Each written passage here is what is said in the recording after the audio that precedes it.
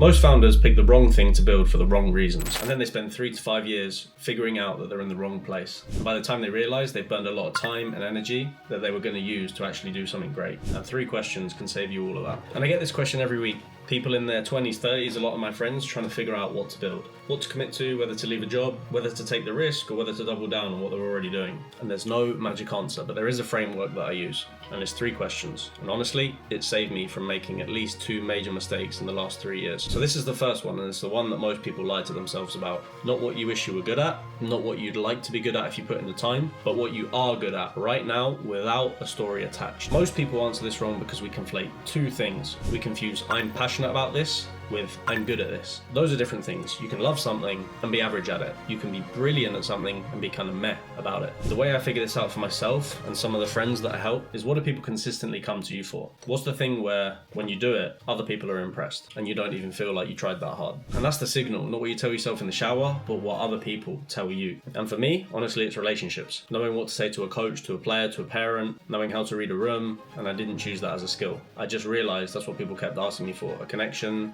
how to get to the next level, how to go over here, how it all works, football. And that's what I thought that I was good at, and people kept telling me that I was good at, so that's what I did. Question 2 is separate from question 1 for a big reason. You can be good at something and hate doing it. And if you hate doing it, you're not going to do it for 10 years. Whatever you're committing to, I'm going to tell you now, you're committing to for at least 10 years minimum. The question isn't, is this fun?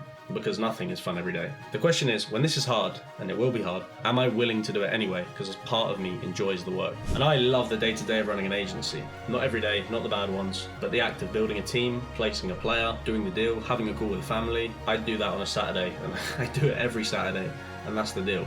Traveling a lot looks great on social media. You look like you're in all these different places having the best time. You don't sleep in your own bed. You're jet lagged, you're tired, you're out of routine. You're not eating the same foods. You're away from your girlfriend, your wife, your family, your friends. It's hard. But I would do that because I love what I do. I love building teams and I love the impact that I'm personally making. And if you can't say that about whatever you're considering, find something different. Now, this is the question that most people get wrong. They confuse impact with prestige, or impact with the brand on the hoodie, or impact with the title. Impact is about leverage. Where can you, specifically with your skills, change something that wouldn't have been done if you weren't there? That's the place to go. I see this a lot with young founders. They want to work at the trendy startup. They want to be in the cool sector. They want the badge. They want the business card with a big title on it. They want to be the CEO. Honestly, you're a small fish in a big pond there. You're replaceable. I'd much rather see you starting something nobody's heard of in a sector that's boring, where you can be the most important person in the building.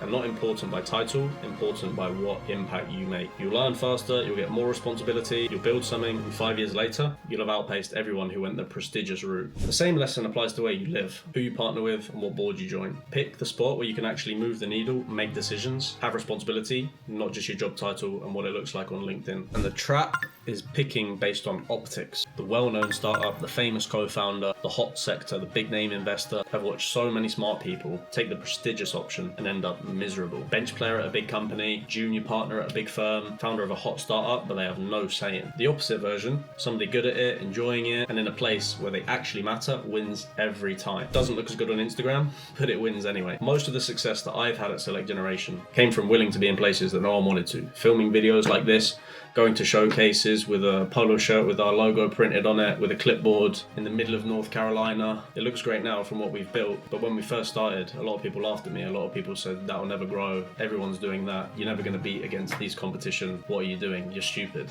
Building a global agency from a market most people didn't think you could build a global agency from, just doing a showcase in Charlotte, North Carolina. We were working with players that no one had heard of, being early to Dubai before anyone was paying attention. The badge looks worse for a while, and then it looks better than everyone else's because you actually built something. You built a brand and you were consistent and you stuck at it. So the way I use this framework, and the way I'd tell anyone to use it, is write 3 questions on a piece of paper and answer them honestly, not what your parents want, not what your friends would respect, not what you would look good about it if you posted about it, honestly. If your answer is the same place for all 3 questions, you found it. Don't second guess. And if the answers are different places, you got some work to do. Maybe what you're currently considering isn't the right thing. And the framework is brutal because honest answers usually disagree with what we want to do, but the time it saves you is enormous. So 3 questions. What are you good at? What do you enjoy, honestly? And where you can make the biggest impact, practically. The answer to all 3 is your place. Find it, go.